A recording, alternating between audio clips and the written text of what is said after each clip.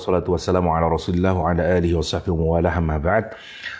Rekan-rekan semua yang dirahmati Allah SWT, kali ini kita akan mengkaji surah baru, surah Hud. Tadi hujan ya, sehingga kita menunggu hujan dan waktunya sudah mepet maghrib. Mungkin ini sebagai introduction saja kita ke surah Hud insyaallah.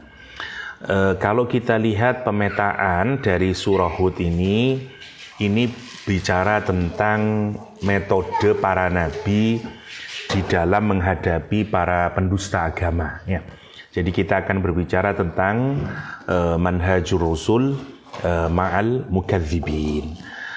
Secara umum nanti kita akan menggali kisahnya beberapa nabi ya, mulai Nabi Nuh, Nabi Hud, Nabi Saleh, Nabi Ibrahim, Nabi Lut, Nabi Syu'aib, Nabi Musa. Ya, nanti ada 9 nabi, 8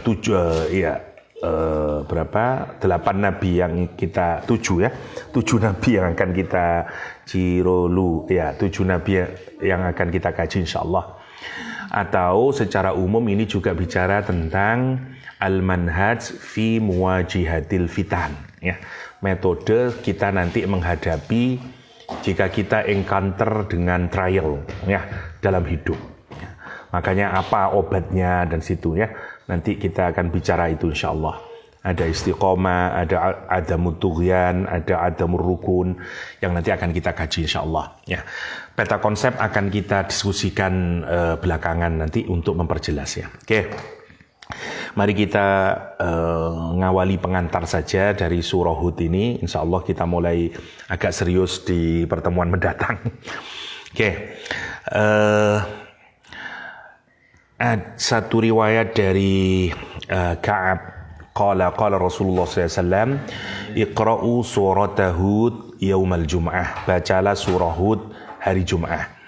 Ya, ini salah satu tradisi Rasulullah SAW baca surat Hud hari Jum'ah. Tidak kulhu terus ya. Jadi hari Jum'ah baca surah Hud. Oke, nomor ada kisah yang menarik berkenaan di surat Hud ini, diriwayatkan oleh Ibnu Abbas. Abu Bakar radhiyallahu an suatu hari melihat rambutnya Rasulullah SAW. Kata Abu Bakar As-Siddiq, "Ya Rasulullah, qad syibta," kata dia, "Ya Rasulullah, naraka qad syibta." Wahai Rasul Allah, saya melihatmu telah beruban gitu. Qala sayyabatni Hudun wa akhawatuha. Kata Rasulullah sallallahu alaihi wasallam, membikin uban kepadaku surah Hud dan teman-temannya.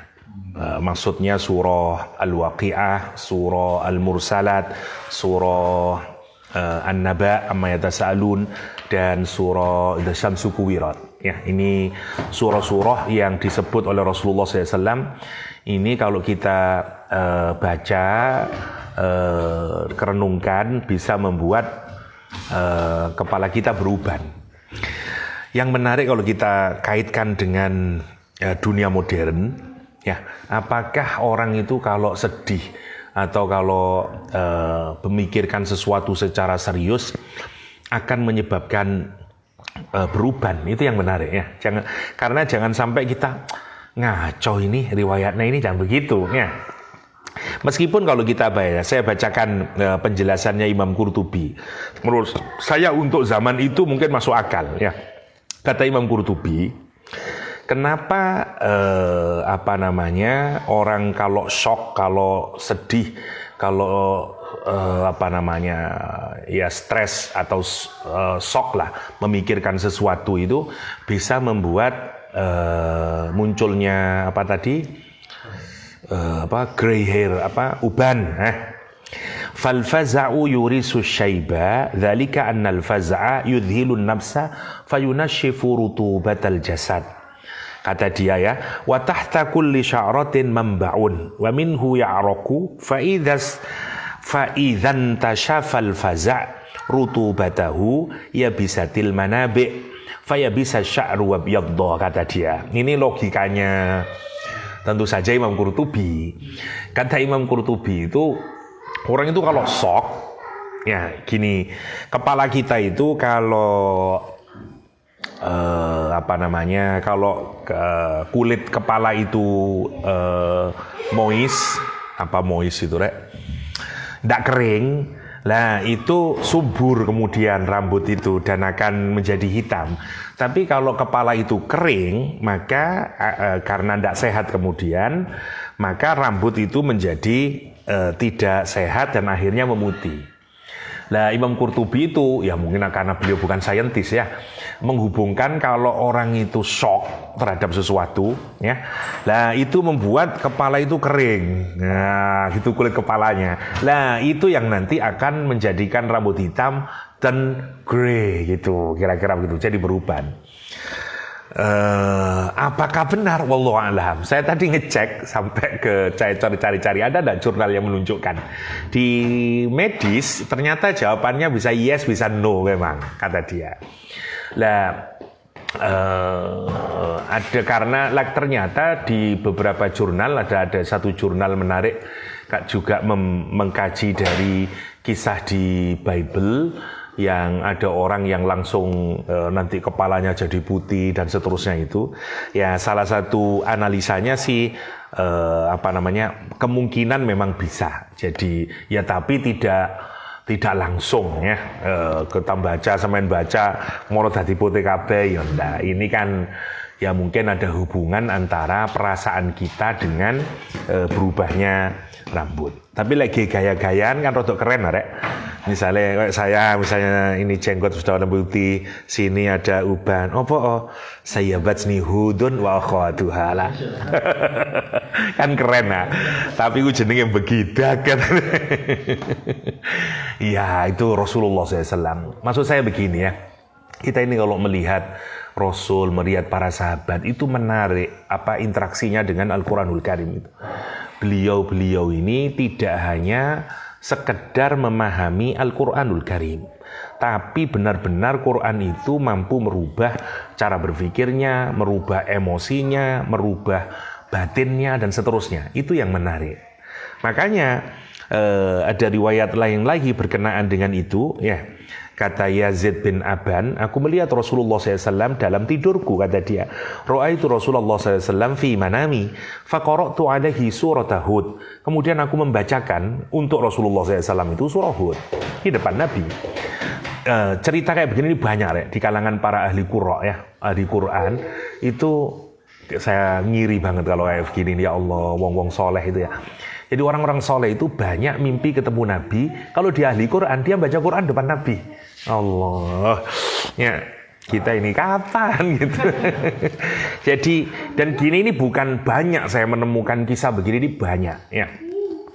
Katanya Yazid bin Aban, ini salah satu ulama, kata dia, aku membaca surat Hud di depan Nabi. Falamma khatamtuha, ketika aku menyelesaikan baca surat Hud, qala, Rasulullah bersabda, ya Yazid, hadhil qiraah fa ainal baka, kata dia.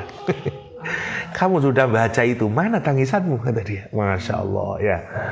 Coba bayangin, sampean mimpi Kanjeng Nabi, terus maca surat Hud sampai khatam, terus Kanjeng Nabi ngomong, wis apik bacaanmu ya, endi tapi tangisane, terus kon tangi, kira-kira ya apa rek? Ya bayangno ya. Indahnya dan seterusnya ya. Ulama itu sebegitunya kalau kita pikirkan itu kedekatannya dengan Al-Quran, dengan Rasulullah SAW, menarik kalau kita pikirkan itu ya. Dan Rasulullah SAW digambarkan di riwayat ini adalah bahwa beliau itu rambutnya memutih, itu pun bisa dihitung, saya lupa ada berapa helai ya, belasan seingat saya dari rambut Rasulullah SAW. Itu pun kata Nabi ya karena tadabbur terhadap surah Hud. Sayyabatni Hudun wa akhawatuha ya. Duduk karena hutang, kita shock karena hutang kalau kita ini.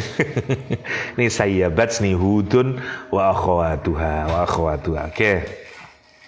Ayat ini dibuka dengan huruf muqatta'ah. Saya tidak mengulang lagi ya. Jadi diawali dengan alif lam ra. Yang ini aja yang menarik. Kitabun uhkimat ayatuhu summa fussilat min ladun hakimun khabir. Yang pertama, ayat ini disifati dengan al-ihkam. Ya, jadi yang pertama sifatnya ihkam, yang kedua sifatnya tafsil. Ya. Menarik, Quran itu selalu kalau kita perkirakan dia menggambarkan karakter-karakter yang berbeda. Salah satu yang menarik kalau sampean pikirkan di surah sebelumnya, sebelum surat Hud, surah Yusuf, ya, di surah Yunus, surat Yunus, Yusuf sesudahnya, ya. Apa mau dise Yunus, Hud, Yusuf, ya. Di surat Yunus, seingat saya Yunus yang Kitab Mubin Yunus. Surat Yusuf Mubin ya belakangnya. Kitab Mubin. Yusuf Mubin. Ya. Kalau yang surah Yunus akhirannya ayat terakhirnya? Khairul Hakimin atau apa? Enggak, yang terakhirnya, ayat terakhirnya. Atau bolehlah kita pun hakim, tapi ayat terakhirnya nanti dilihat ya. Ya, salah satu keindahan Al-Qur'an itu adalah munasabah antar surah, salah satunya ya. Kalau kita ngelihat di surat Yunus, akhirannya apa Bayaki? Khairul Hakimin. Di surat Yusuf awalannya adalah Kitab Mubin. Ya tak? Jadi karena Quran di surah Yunus itu menyatakan Allah itu Khairul Hakimin, maka seakan-akan di surat Hud itu ditunjukkan hakimnya Allah itu dengan menurunkan Al-Quran yang hakim.